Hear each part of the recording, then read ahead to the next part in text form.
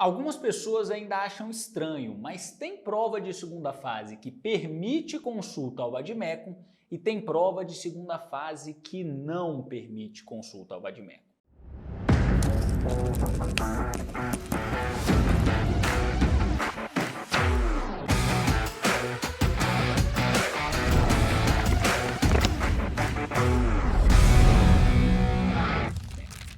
Primeira vez que eu fiquei sabendo disso, lá nos idos de 2013, eu achava que a prova em que você não pode consultar o vade-mecum seria mais fácil que a prova com consulta. Porque veja só, quando você tem uma prova com consulta, você tem o vade-mecum, que é maior do que esse livro aqui, que é um compilado das leis mais importantes. Se você tem um acesso à lei, eu pensava que as questões seriam um pouco mais difíceis, já que você pode recorrer ao texto legal para fundamentar suas respostas. Na prova sem consulta, você não pode ter consulta ao vade-mecum. Por isso que você tem que confiar só na memória para responder suas questões, e eu imaginava que a prova seria um pouco mais fácil que a prova com consulta. Só que analisando, tem muito tempo que eu lido com essas provas de segunda fase e analisando os espelhos, os enunciados, eu comecei a perceber que o nível de exigência é quase o mesmo.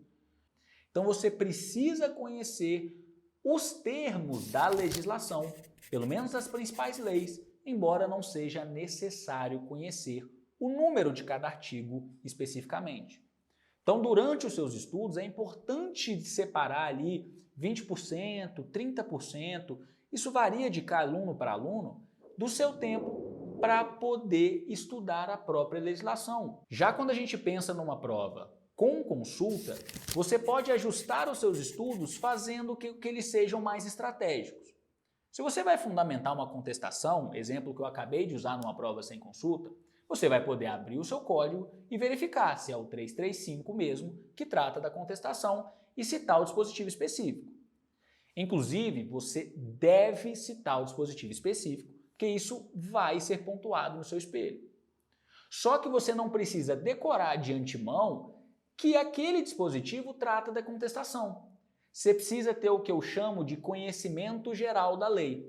Saber que ali por volta do artigo 335 seguinte está tratado a contestação, ali a partir do 1015 está tratado o agravo de instrumento, para facilitar a sua consulta na hora da prova e, identificando no vade-mecum que você tem acesso durante uma prova com consulta, você faz a citação específica.